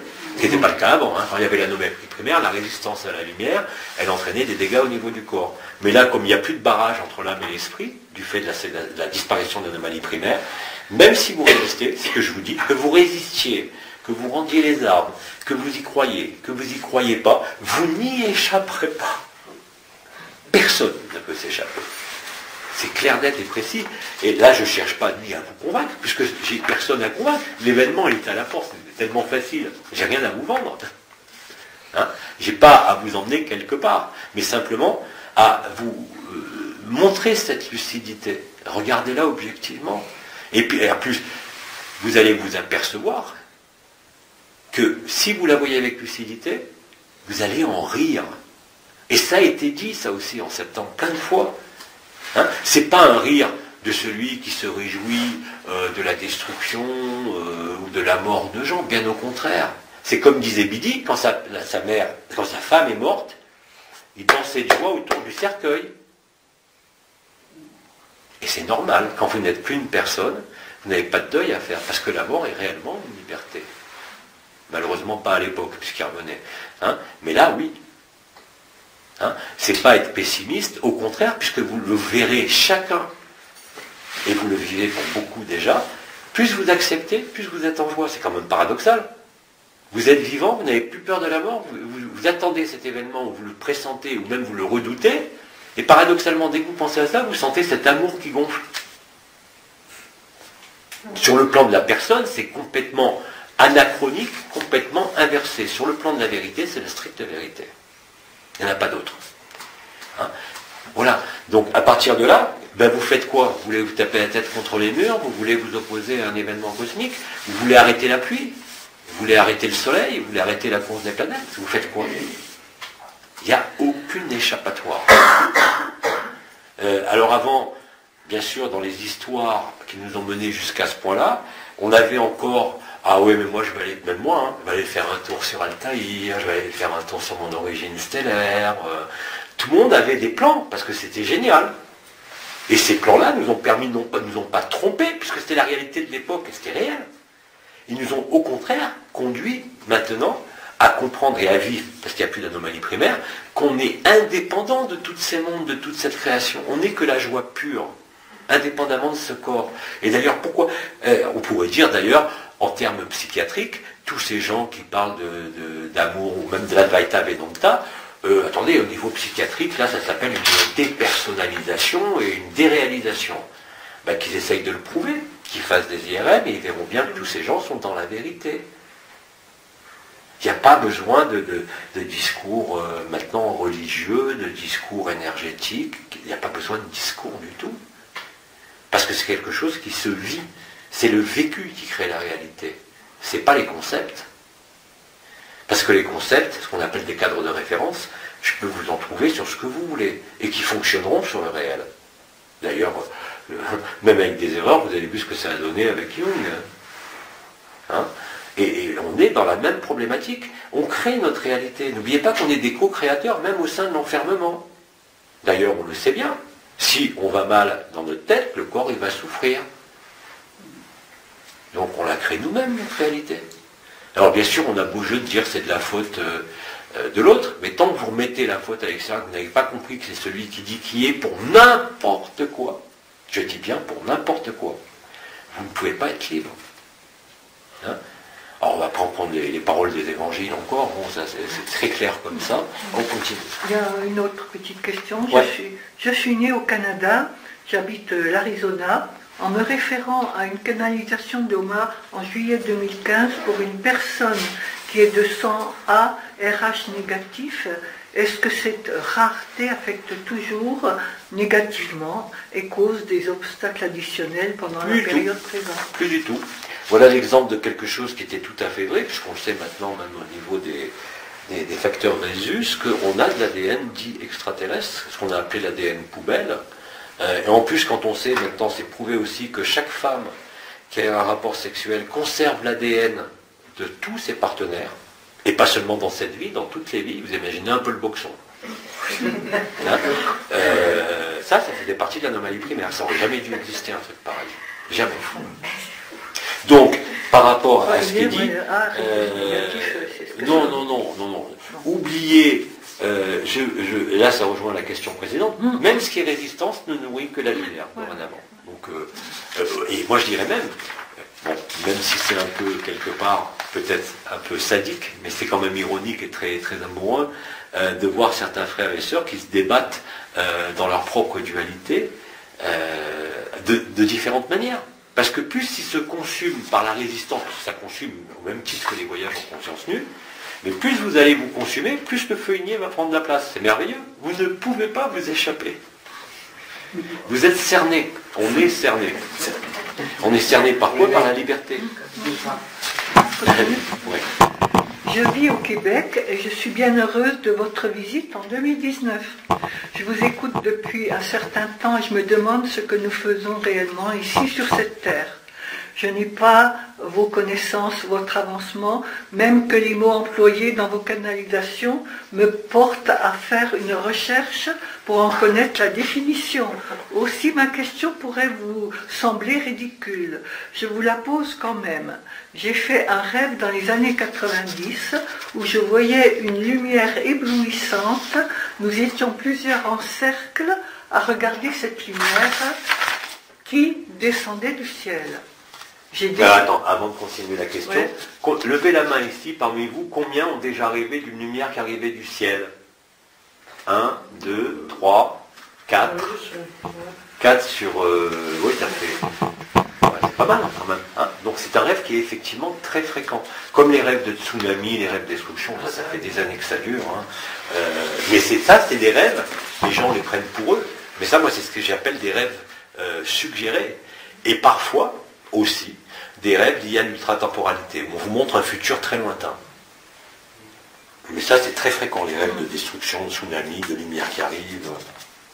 Donc, elle a décidé d'aller vers cette lumière, et je me suis sentie monter vers le haut, et rendu en haut, il y avait un homme tout en blanc, les poignets ou les cheveux, les poignets et les cheveux blancs, qui a commencé à me parler. J'étais beaucoup trop excitée pour écouter ce qu'il avait à me dire. Je lui ai dit une seconde, je vais aller me chercher ma... Ah, ça c'est canadien. Ma gang, c'est ma famille. ma gang, en bas, car je voulais qu'il vive aussi ce que je vivais tellement que cela était merveilleux en bas. Je me suis rendu compte que je me trouvais assise dans mon lit, que je ne dormais pas et que ce n'était pas un rêve toutes ces années, ce n'était pas un rêve toutes ces années futures. Je me suis demandé ce qu'il a bien voulu me dire. Peu importe ce qu'il a dit, l'important c'est l'expérience elle-même, c'est-à-dire la vision, hein, ou un phénomène... parce qu'elle ne rêvait pas, le dit elle-même, elle était assise dans son lit. Donc c'est réellement une vision, hein, et un vécu multidimensionnel ou ultra-temporel de l'événement qui arrivera à la fin, comme c'est dans la Bible d'ailleurs. Donc il peut y avoir aussi une connotation liée à certaines croyances, quand les appelés sont appelés un à un et venir laver leur compte dans le sang de l'agneau, comme ça a été dit. C'est très imagé, mais ça correspond effectivement à ça, c'est l'ascension, à l'arrivée de l'ascension. Alors là, cette fois, c'est comment une personne ayant un surpoids de 30 kg au moins, qui gêne dans le quotidien, peut-elle résoudre ce problème de poids? Là, on est dans des questions d'ordre nutritionnel et médical. Je ne vais pas revoir ça parce que ça va être trop long, mais j'avais déjà expliqué qu'en modifiant les règles alimentaires, en particulier en supprimant tout ce qui est les sucres, je ne parle même pas du gluten, des laitages, hein, je parle du sucre, vraiment de tout ce qui est sucre lent et rapide, et de remplacer ça par votre alimentation, par un régime qu'on appelle cétogène, c'est-à-dire en absorbant énormément, voire exclusivement, du gras. Mais pas de la charcuterie, hein, attention. Là, je parle du bon gras, gras noble. Donc en proportion adéquate. C'est-à-dire qu'il n'est pas question de manger que des graisses nobles. Il faut qu'il y ait un rapport 2 tiers, 1 tiers. Pas entre les oméga 3 et oméga 6, mais entre ce qu'on appelle les graisses saturées et insaturées. Vous allez faire passer votre métabolisme qu'on appelle en non-aérobie. Vous allez chanter ce qu'on appelle le cycle de Krebs au niveau de l'usine énergétique de la cellule qu'on appelle la mitochondrie. Et vous allez passer dans une consommation de vos propres graisses au bout d'une semaine, 15 jours. En mangeant du gras, c'est très fort. Hein. Donc, et ça c'est mais je ne dis pas que ça va suffire, encore une fois. Mais globalement, déjà en changeant ces règles diététiques, maintenant, tous les problèmes médicaux qui peuvent être liés au poids, ou causaux d'ailleurs, qui entraînent des problèmes de poids, là, on n'est pas dans notre secteur. Hein. Je suppose que cette personne pose la question, vu que la façon dont j'ai maigri durant ces années. Encore une fois, je pense que c'est pas uniquement... j'ai fait un régime cétogène, effectivement, mais j'ai aussi absorbé à l'époque, vous vous rappelez, on parlait beaucoup des champignons. Hein. Donc les champignons, ils sont pour beaucoup, et je pense que la lumière a un peu peaufiné les choses quand même aussi. Voilà. Que s'est-il passé sur la Lune? Jean-Luc a-t-il... Oui, il s'est passé quelque chose. Mais j'y étais pas. Donc on ne peut que constater les images qui sont arrivées. Alors comme je disais, il y a 3 possibilités. Alors selon Anana, bien sûr, alors ça c'est pour Mars. Pour la Lune, circuler, il n'y a rien à voir, ils nous disent. Il y en a qui parlent, vu ce qui s'est passé au niveau visuel, que c'est une bombe de 2 mégatonnes qui a explosé sur la Lune, ils sont très précis. Et d'autres qui disent que c'est météorite. Bon. J'en sais pas plus, mais il s'est réellement passé quelque chose sur la Lune cette semaine-là, oui, tout à fait. Alors c'est un peu... bonjour Jean-Luc, que pensez-vous des vaccins actuellement, ceux qui sont encore bien obligatoires actuellement pour les tout jeunes enfants? Merci pour votre réponse. Alors, c'est pas un délit de critiquer les vaccins, surtout quand on n'est plus médecin. C'est de la merde. C'est clair. Je ne parle pas de la vaccination, je parle des vaccins aujourd'hui. Parce que je vous signale quand même que ce n'est pas les Occidentaux qui ont invité les vaccins, c'est les Chinois, il y a 3000 ans. Hein. Donc ils vaccinaient déjà avec des croûtes de variole pour immuniser les gamins. Donc ils n'ont rien inventé. Mais à cette époque-là, il n'y avait pas de danger. Les vaccins du début du XXe siècle étaient sûrs. Bien sûr, ce n'est pas le vaccin ou la vaccination qui est en cause, c'est le contenu des vaccins. Hein, et ça rejoint ce que disait le professeur Joyeux. Quand vous apprenez que les vaccins contiennent plus de 10 000 fois la quantité de glyphosate autorisée, quand vous apprenez que c'est rempli de thiomercazole, qui est un agent chélateur de tous les neuromédiateurs au niveau du cerveau, hein, voilà. Chez les animaux, il n'y a pas de thiomercazole, il n'y a pas d'aluminium dans les vaccins. Ou alors faites-vous vacciner par des produits vétérinaires. Pour ceux qui aiment les vaccins. Mais bon, vous savez, en France, il y a un dogme, le dogme de la médecine, on n'a pas le droit on n'a plus le droit de parler de grand-chose en France, mais pour les vaccins, c'est une hérésie, oui, complètement. Je n'hésite pas à le dire et à l'affirmer. Je ne suis pas contre les vaccins au sens chinois, c'est-à-dire en prenant des particules virales désactivées ou des particules bactériennes désactivées et fragmentées. Ça, c'est la vaccination parfaite. Mais soi-disant les conservateurs, les agents, ceci, cela dans les vaccins, ça non. Il n'y a plus de questions là-dessus sur les vaccins, c'est pour là-bas. Là, j'ai une question d'ici. Ouais. À quoi peut correspondre le fait d'avoir de plus en plus besoin de beaucoup de rien?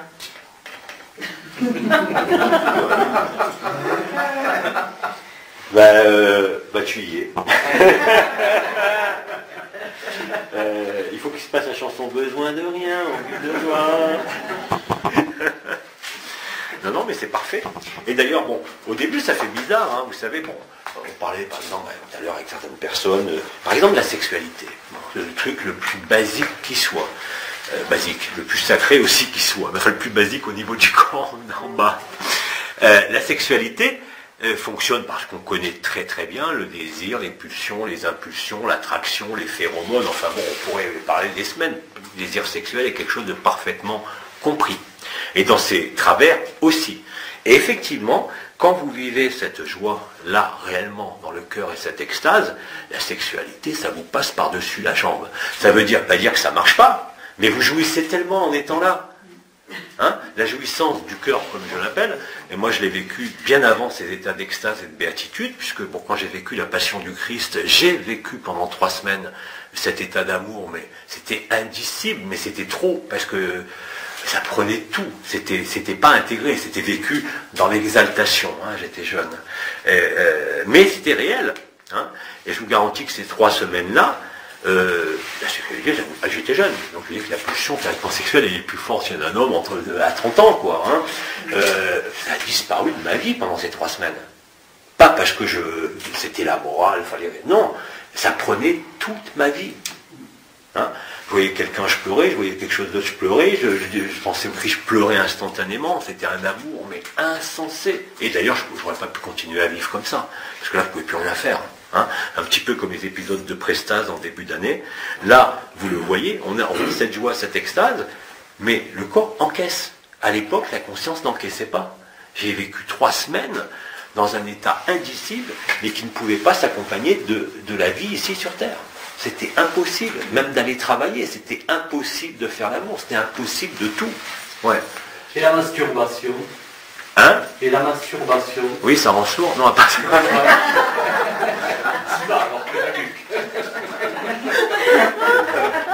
Est-ce que c'est la même chose? Ben, attends. La pulsion sexuelle, elle peut être dirigée sur ce que tu veux. Traditionnellement, c'est un homme, une femme. Mais bon, elle peut s'exprimer à travers différentes travers, variations de sexualité, on va dire, le fétichisme, la sadomasochisme, on le sait, la zoophilie, le liberté. Enfin, il y a tellement de catalogues que bon, c'est pas la peine de les passer en revue ni même d'en parler. Mais la masturbation aussi, pareil. Qu'est-ce qui fait que l'on se masturbe? Tu en as besoin, que ce soit pour relâcher la pression, ou parce que tu as envie, ou parce que tu sens que ça te fait du bien. Hein? Maintenant, encore une fois, ça ne veut pas dire que quand, même quand le cœur est ouvert à cette intensité maintenant, vous n'avez plus de désir, mais ça ne veut pas dire que si vous êtes en activité sexuelle, vous n'avez plus d'activité sexuelle, simplement c'est vous qui décidez. Et vous n'êtes pas contrôlé par le désir, vous n'êtes pas contrôlé par un besoin physiologique ou psychologique, ou même naturel, hein, ça n'existe plus. Mais à ce moment-là, c'est vous qui décidez. Pas parce que vous avez une pulsion ou d'un coup vous voyez votre compagne, votre compagnon, vous avez envie. Non, parce que ça passe d'abord par le cœur, pour ceux qui vivent le cœur. Je dirais qu'à ce moment-là, les organes génitaux, c'est activité sexuelle, c'est juste un point de contact. On met le courant. Et le reste se passe ailleurs. Vraiment. Hein, et d'ailleurs, dans l'alchimie taoïste, hein, ou dans le tantrisme, c'est pareil. Il y a des techniques, hein, dans le Zhao Bichen, qui est un livre quand même très très vieux, auquel j'avais participé à la traduction à l'époque. Dans le Zhao Bichen, ils expliquent parfaitement les techniques du tantrisme. Après, ça a été développé, là c'est de l'alchimie taoïste, avec l'inversion de circulation. C'est très simple, hein, le tantrisme, hein, c'est pas la peine d'aller faire des stages pour se caresser et autres. C'est très simple, vous faites passer les énergies de devant derrière, c'est-à-dire que le vaisseau gouverneur qui est derrière vient devant, c'est-à-dire que vous inversez le courant. Et quand vous inversez le courant, qu'est-ce qui se passe? Comme je vous l'ai dit, les organes génitaux, c'est une prise. Et vous apercevez que vous ne sentez pas grand-chose par là, mais que tout se passe ici. Comme théoriquement, à l'orgasme, sauf que là, c'est pendant tout le temps. Et qu'il n'y a plus besoin de mouvement, le mouvement se crée tout seul. C'est très reposant. C'est-à-dire qu'à ce moment-là, vous connectez, vous branchez le courant, et le truc se met à circuler. C'est-à-dire que le vaisseau conception qui est devant et le vaisseau gouverneur de l'homme et de la femme, d'abord s'inversent l'un l'autre et s'échangent l'un l'autre. Et là, je vous garantis que vous vivez vraiment ça. Les organes génitaux, c'est une prise de courant, et après, ça passe par là. Sans compter selon les positions, l'éveil de la montée dans le canal de l'éther qui se produit, selon les positions. Mais là, c'est de la technique, hein. On ne va pas parler de technique sexuelle. Mais encore une fois, par rapport à cette notion de désir, de pulsion ou autre, vous êtes aussi libre. Vous n'êtes plus soumis à ça. Hein, c'est la même façon pour tout ce qui est même pathologique. Par exemple, on va prendre, moi, je ne sais pas... on va prendre des addictions. Alors l'alcool c'est différent parce qu'en général il y a des blessures affectives importantes. Si on prend par exemple quelqu'un qui n'est pas alcoolique mais qui aime bien boire, mais il boit pas pour boire, Il ne boit pas parce qu'il est conduit à la pulsion de boire de l'alcoolique, mais parce que il va sentir que ça lui fait du bien à un moment donné. Mais il n'y a pas d'addiction au sens de besoin de reproduire. C'est exactement pareil. Si je prends un exemple qui est maintenant très connu, surtout en Espagne, le cannabis. Il y a des gens qui sont addicts au cannabis, ils sont encore dans le besoin de ça pour se détendre, comme pour l'alcool, tas d'autres trucs. Puis il y a des gens qui vont fumer un pétard parce que ça leur fait du bien, mais qui n'en sont pas dépendants. À aucun moment. Hein. Et c'est pareil pour la sexualité, c'est pareil pour tout dans la vie. Vous pouvez être dépendant au carnet de chèques, vous pouvez être dépendant d'un lieu, vous pouvez être dépendant cette vie est une dépendance, vous le voyez bien.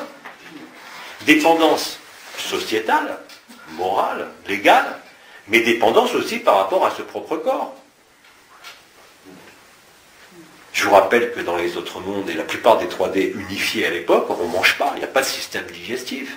Il n'y a pas besoin de manger, la nourriture c'est la vie, c'est la conscience. Hein, il n'y a que dans les mondes enfermés qu'on bouffe. C'est la vérité en plus. Et c'est tellement bon. Ce qui explique d'ailleurs que la raréfaction des besoins physiologiques, c'est pareil pour l'alimentation. L'alimentation, vous êtes obligé de manger. Sans ça, vous avez l'hypoglycémie, vous êtes mal, vous n'arrivez pas à travailler. Alors après, on vous dit que le jeûne fait du bien. Effectivement, quand on franchit 3-4 jours, on sent une différence.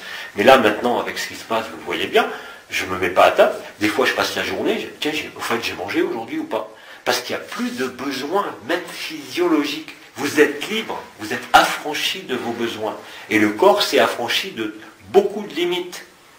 Hein, et dans cet état de cœur, hein, vécu, conscient, manifesté, bien évidemment que vous ne pouvez que constater que votre corps est libre de toute résistance. Hein, je ne vais pas revenir là-dessus, puis j'aime pas trop parler de moi. J'avais des maladies héréditaires, ces maladies héréditaires, elles ont disparu. Comme je suis médecin, je suis allé faire les tests génétiques. C'est encore plus incroyable. La maladie dite génétique a disparu, mais le gène qui est là, en plus c'est un gène autosomique dominant, et moi j'ai les deux, hein, donc je suis doublement atteint, n'a plus aucune expression de maladie. C'est très simple. C'est pas la lumière n'a pas réparé mon ADN, elle m'a rajouté les brins manquants. On passe de 2 brins à 12 brins. Et on sait qu'il y a des enfants qui ont 12 brins. Alors là, j'ai pas été jusqu'à l'analyse des brins, parce que j'ai pas voulu, qui tombent sur des choses comme ça, mais c'est évident que c'est ça. C'est pas des blagues, c'est du concret, hein, c'est du palpable.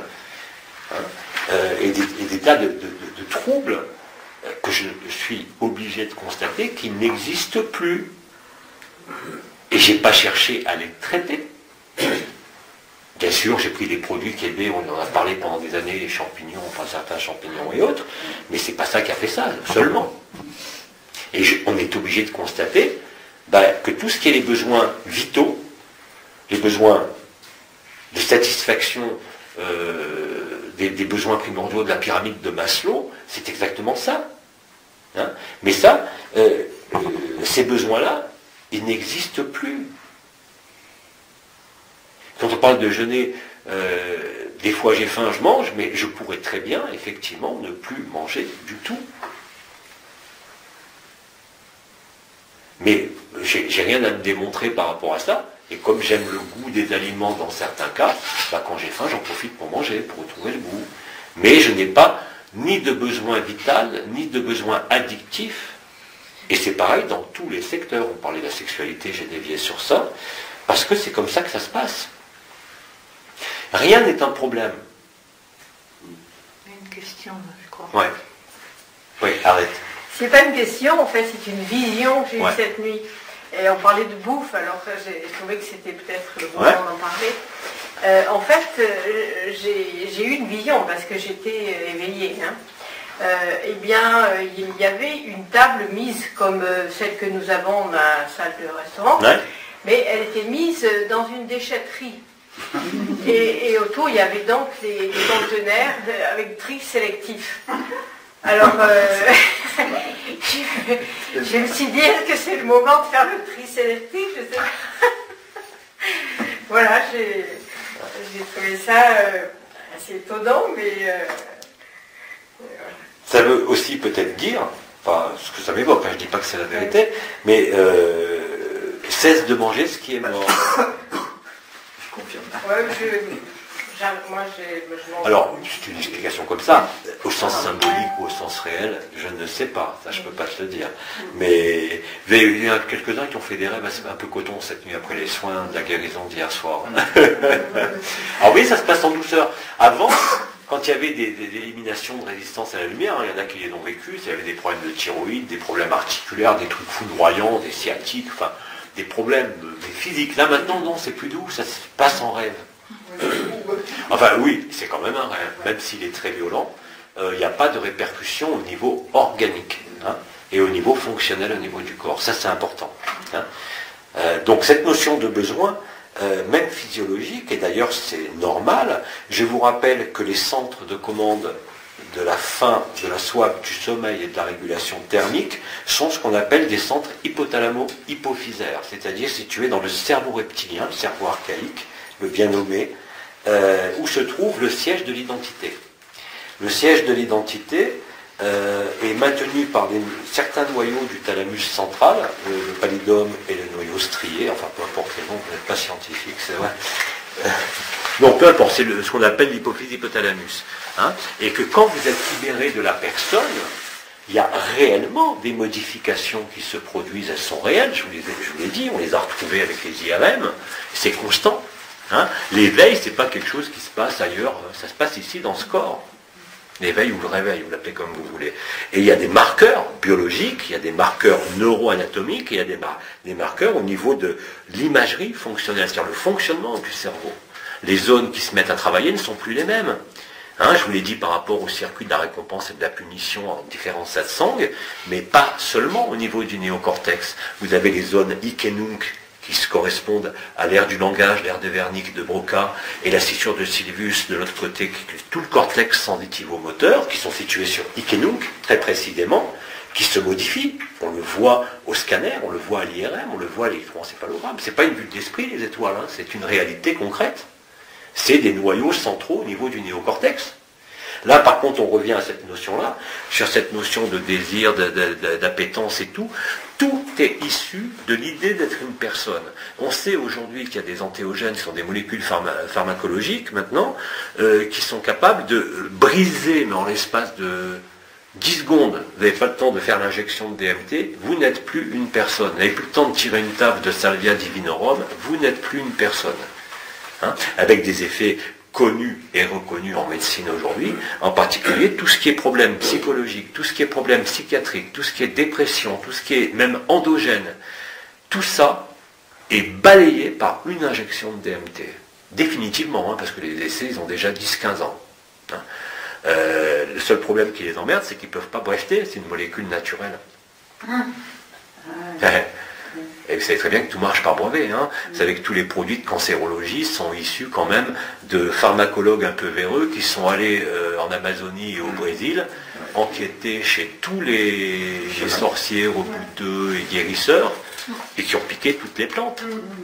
Et ça existe encore de nos jours. Hein, parce que moi, quand j'avais été au Brésil la dernière fois chez Joao, on avait rencontré dans un village quelqu'un qui nous disait qu'il était pharmacologue, parce que les pharmacologues cherchaient à identifier une molécule. Ils ont une plante là-bas qui fait des petits fruits bizarres, on dirait des capsules en plastique avec un liquide à l'intérieur. Tous les problèmes oculaires, ils les traitent avec ça. Soit le glaucome, cataracte et tout, avec des résultats insensés. Ça n'existe qu'au Brésil. Comme le champignon du soleil, par exemple. Hein. Le champignon du soleil, je ne sais plus son nom. C'est pas des ricioles. Il a 3 noms. Agaric, blaseille, mûri. Voilà. C'est ou champignon du soleil qui pousse au Brésil, qui a des vertus anticancéreuses absolument phénoménales, qui sont étudiées de façon extensive en ce moment, si vous voulez.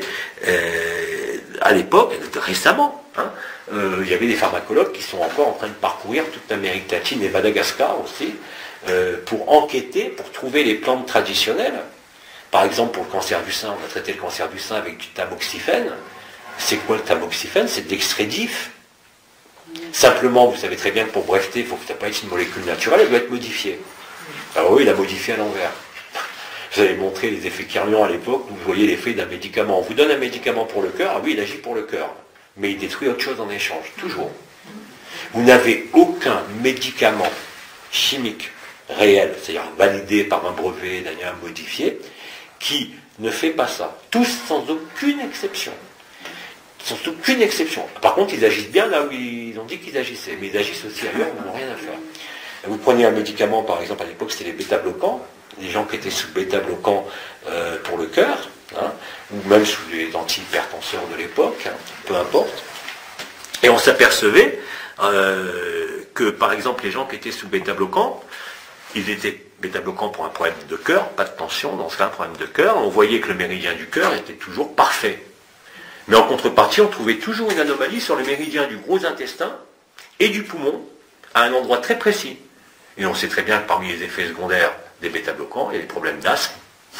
Donc, systématiquement, un médicament chimique vous fait du bien sur sa cible, mais détruit autre chose. C'est impossible autrement. Et c'est systématique. Pour toutes les molécules. On n'a pas toutes testées, mais on en a testé pas mal à l'époque. Hein. Et c'est constant. Constant. Chose que vous n'avez pas, bien sûr, avec les molécules dites originelles. Hein. Pourquoi on parle de ça, d'ailleurs? On était dans le besoin, oui. Cette notion de besoin, d'addiction et autres. Ce qui veut dire qu'il y a réellement, par rapport à cette question, je termine là-dessus, il y a vraiment une chimie de la joie, une chimie de l'amour qui est réelle. Elle est tout à fait réelle, elle a été repérée par les neuroscientifiques, et elle est repérée maintenant au niveau pharmacologique. Hein, vous avez des hormones, par exemple, dans la première phase de l'éveil, qu'on appelle l'activation de la Shakti, l'activation des couronnes du haut. Il y a une hormone qui augmente dans le sang, qu'on appelle l'épiphysine, hein, et cette épiphysine joue sur les cycles du sommeil. Et d'ailleurs, quand vous éveillez la première fois, vous rompez les gaines des chakras, c'était surtout valable ça il y a des dizaines d'années, vous passiez un certain temps sans dormir. D'ailleurs, en 2012, quand il y a eu l'onde de vie, j'ai passé 6 mois sans dormir et à être très bien, à être en vibration toutes les nuits, à être dans un état d'extase permanente avec ces vibrations. Et sans avoir aucune fatigue ni aucun besoin de dormir. C'est pas moi qui l'ai décidé, c'est mes hormones. Et c'était lié justement à quelque chose qui s'était passé avec l'onde de vie. Hein. Donc il y a des modifications neuro-humorales, il y a des modifications physiologiques, bien évidemment, hein, qui surviennent. Le plus important étant, et là ça rejoint des données un peu plus mystiques au niveau de la biologie, vous savez, on parle du TOR beaucoup en ce moment, et vous avez un ADN qui est très important dans la cellule, qui serait d'ailleurs d'origine dite extraterrestre, c'est l'ADN dit mitochondrial, hein, qui est la voie d'énergie de la cellule, qui est la voie du sucre, et donc la voie de la consommation.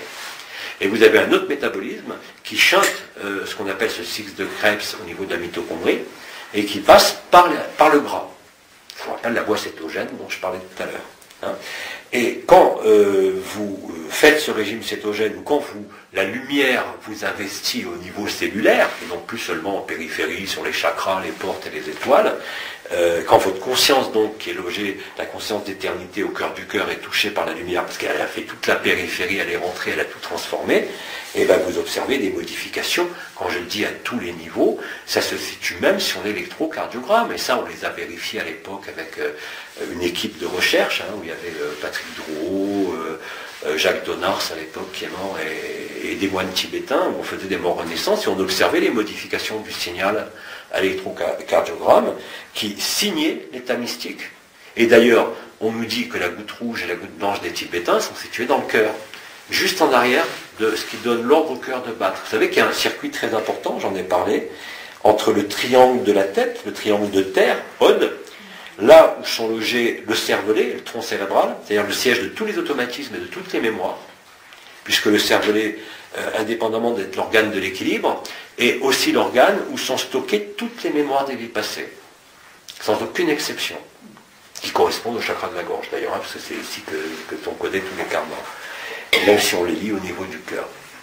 Et vous avez un travail énorme qui se fait, je l'ai dit hier, sur l'axe du canal de l'éther, de la Shushumna à l'arrière, où le triangle de terre commande en quelque sorte l'harmonisation des flux postérieurs, ascendants et descendants, parce que ça va dans les deux sens, qui unissent le sacrum, le cœur et la tête. Hein. Et vous avez au niveau de ce cervelet les mémoires des vies passées. Vous vous doutez bien que quand vous vivez cette transmutation, cette transsubstantiation de la matière avec la libération, hein, d'être libéré, tout se modifie. Ce n'est pas une vue de l'esprit, ce n'est pas vous qui décidez de faire un régime, de maigrir ou de vous soigner. Ça se fait, là aussi, donc plus souvent, automatiquement. Et vous ne pouvez que le constater. On a des marqueurs biologiques à tous les niveaux. Les sécrétions de l'hormone épiphysine dans la phase d'éveil dont je parlais, l'épiphysine augmente dans le sang. Vous ouvrez les zones néocorticales qu'on appelle hic et nunc, ici et maintenant, ce que j'ai appelé par rapport à l'ère de Wernicke, de Broca et la scission de Sylvius, c'est-à-dire le cortex moteur, sensitivo-moteur. Vous avez des modifications qui surviennent non pas seulement au niveau du cerveau, sans les a repérés, mais vous avez aussi une modification extrêmement importante de toutes vos hormones au niveau sanguin. C'est-à-dire que par exemple, vous devenez, on dit, insensible au stress. Vous n'êtes plus stressé, vous ne pouvez pas être stressé. Vous pouvez avoir des colères comme tout le monde, mais il n'y a aucun stress, il n'y a aucune manifestation. Ben ça, c'est lié aussi à la modification des surrénales. Le cortisol plasmatique est modifié. Et ça, on l'a démontré. Les besoins physiologiques, je vous dis qu'on a moins besoin de manger, mais ce n'est pas vous qui décidez. Il y a une modification totale des hormones, des tissus pancréatiques, tout se modifie. Et c'est réel. Ça ne se passe pas uniquement dans la tête, ni dans l'énergie. Ça se passe dans le corps, maintenant, totalement. Et là aussi, je replace cette notion de résistance. Laissez votre corps en harmonie. Hein. Vous savez très bien, d'ailleurs, pour ceux qui ont étudié un peu des psychologies un peu particulières, en particulier Anzieux, on a démontré, si vous voulez, que ce qu'on appelle, lui, ce qu'il appelle le moi-peau. La peau est l'interface entre l'intérieur et l'extérieur. C'est rien de plus con, les Chinois l'ont dit depuis 3000 ans, c'est évident. Hein. Et lui, il a parlé de complexe moi-peau. Et d'un autre côté, bon, je ne vais pas développer toute cette notion de moi-peau, c'est-à-dire être bien dans sa peau, une expression populaire vous renvoie à ça, et identification à sa peau. Quand vous avez un problème, par exemple, de schizophrénie, hein, ou d'autisme, il peut avoir des maladies, mais en général, de façon constante, vous savez que les fous, enfin les vrais fous dans les démences et autres, hein, n'ont jamais d'atteinte organique, ça n'existe pas. Essayez de me trouver un cancer chez un fou, vous n'en verrez jamais.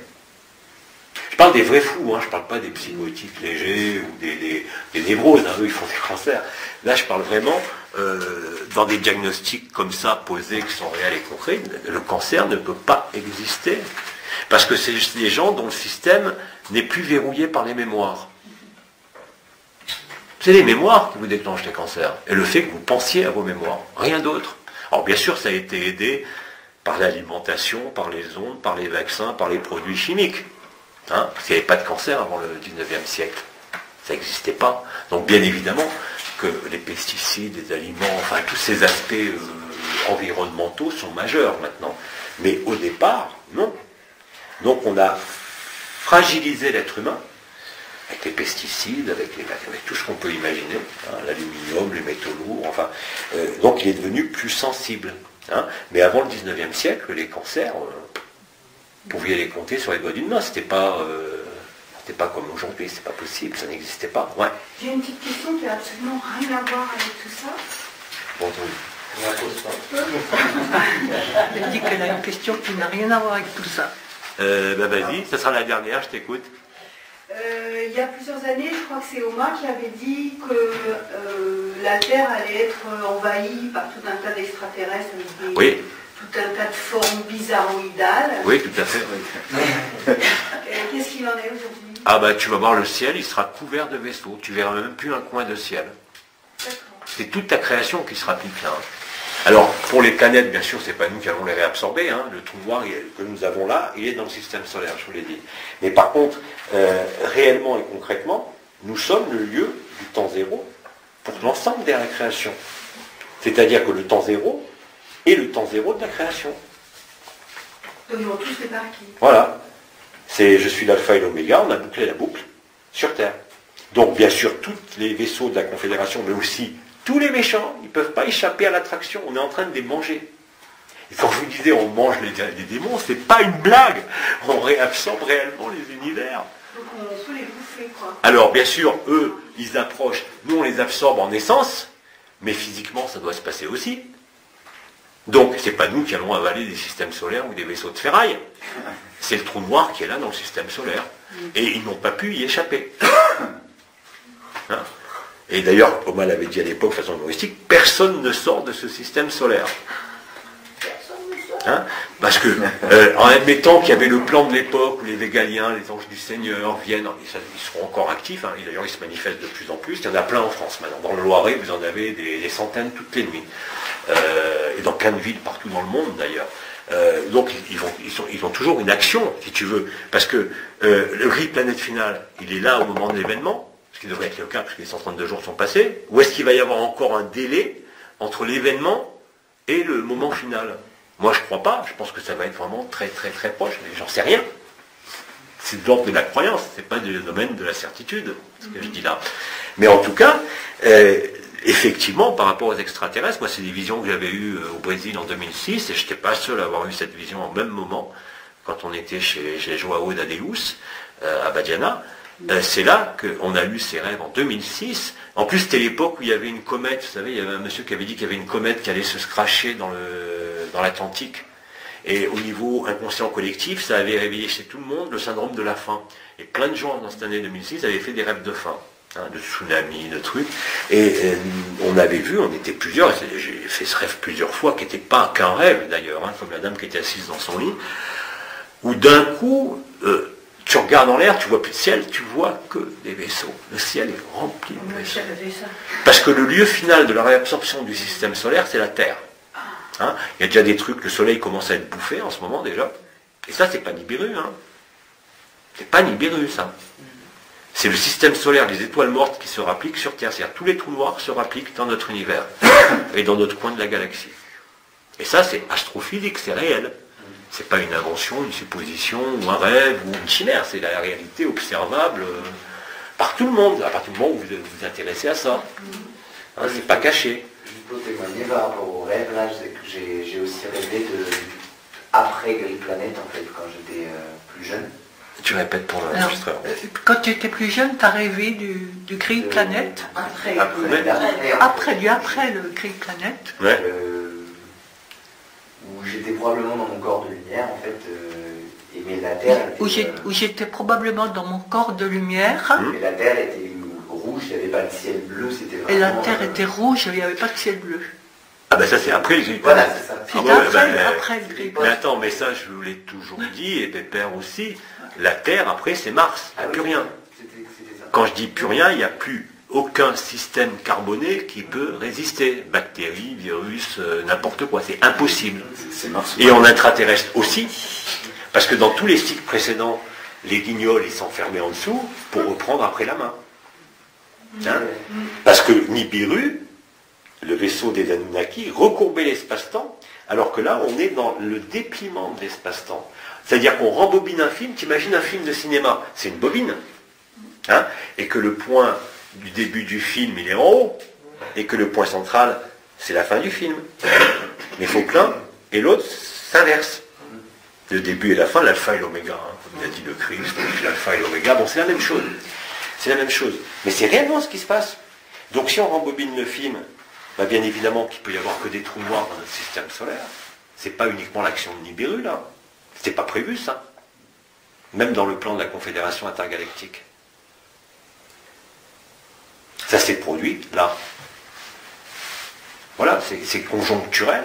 Et cette conjoncture, elle est tout à fait réelle par rapport à l'histoire de la Terre, par rapport à l'ensemencement de vie, voilà 20 millions d'années par les mères généticiennes de Sirius, avec le cristal bleu de Sirius, et pour toutes les formes de vie qui existaient avant, bien avant ces 20 millions d'années.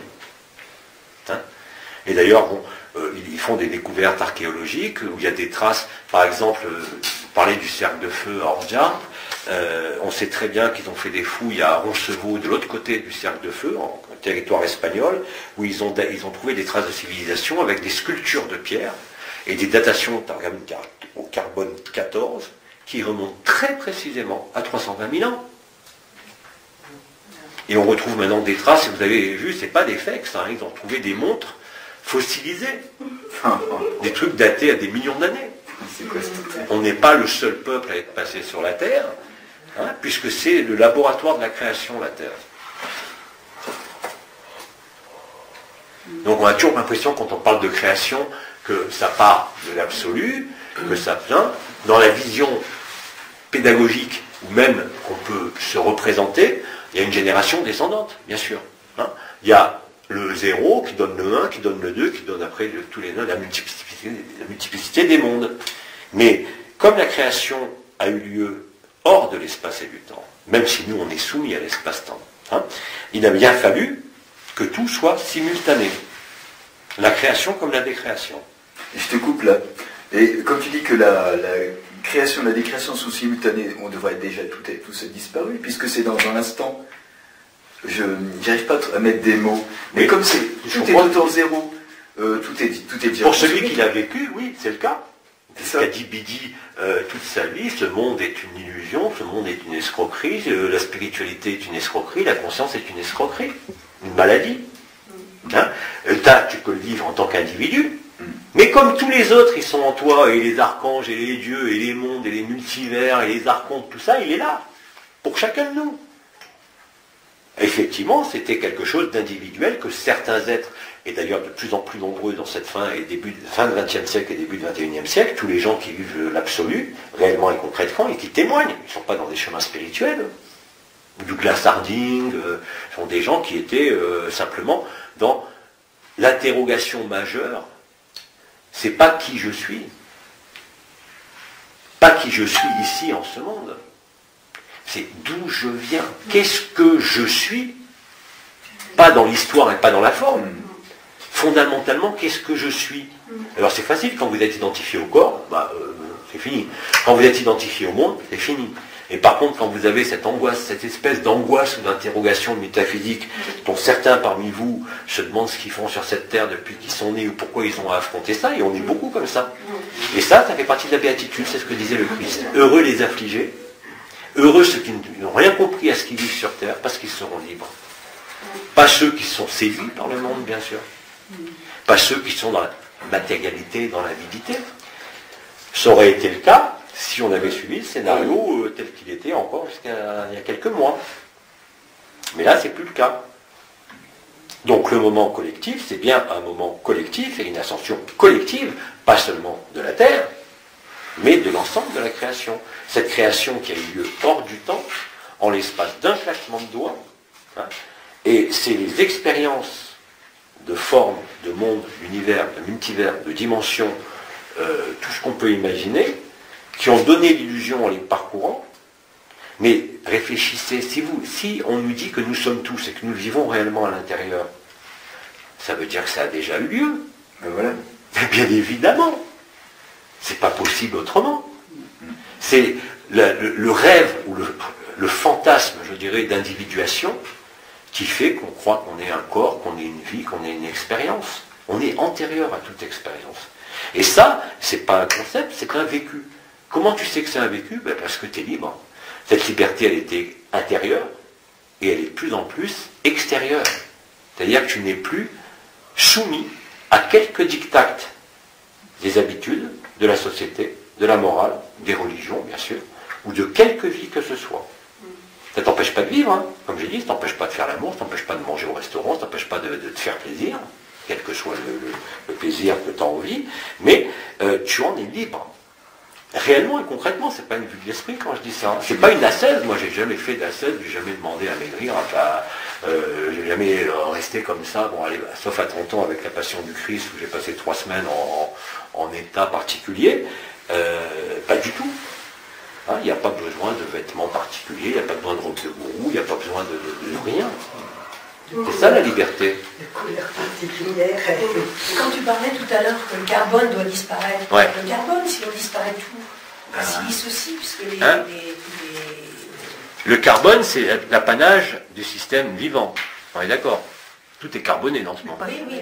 Voilà. Quand tu vas sur Mars, c'est que de la silice, il n'y a pas de carbone. Oui, donc eux, ils disparaissent aussi ou ils disparaissent Ah oui. pas? Ah oui, ça disparaît aussi. Il n'y a plus rien. Non, mais justement. De toute façon, quand je dis il n'y a plus rien, on a l'impression que c'est linéaire aussi, parce que nous, on l'attend dans le temps, puisqu'on est soumis au temps.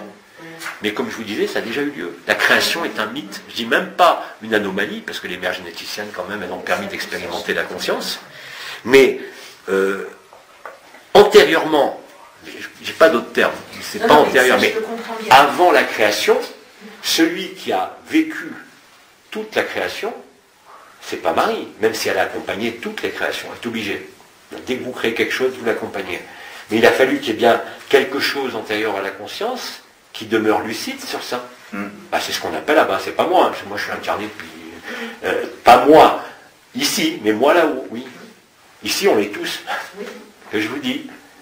Donc il y a bien une forme d'intelligence, on va l'appeler, c'est même pas une conscience, c'est une forme d'intelligence. Hein.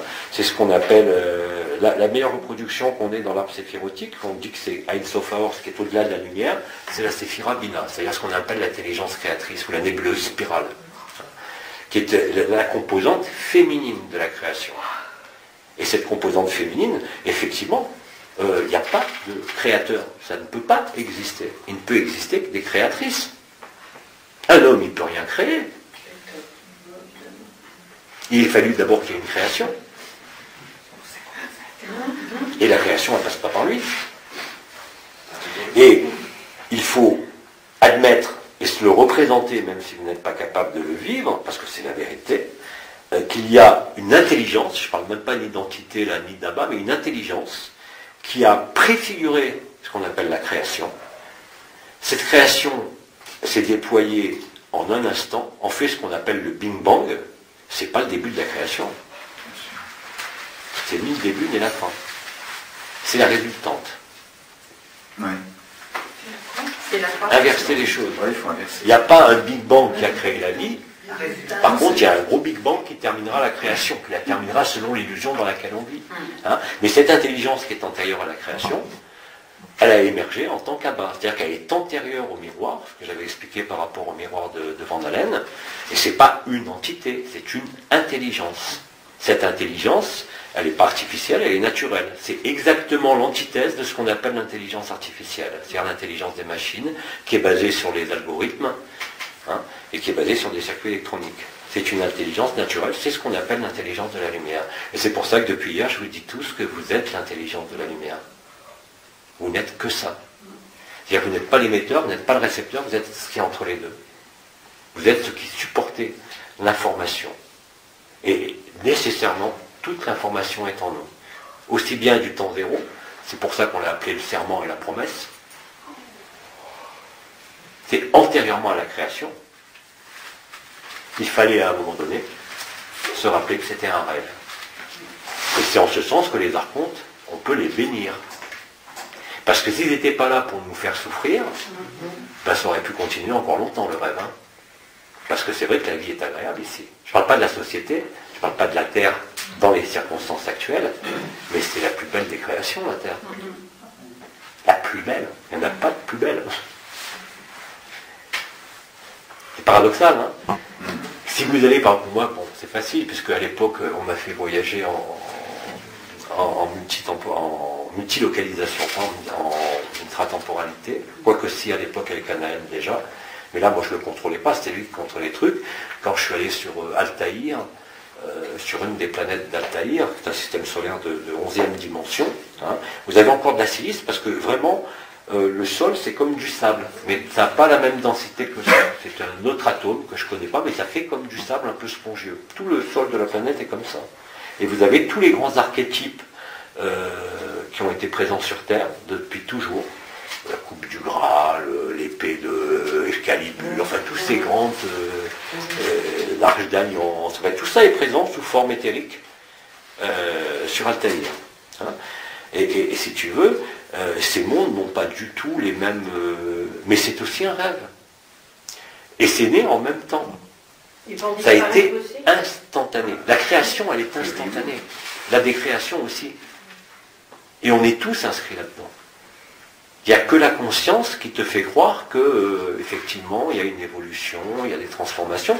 Mais si on arrive à ça aujourd'hui, ça veut dire que la boucle est bouclée.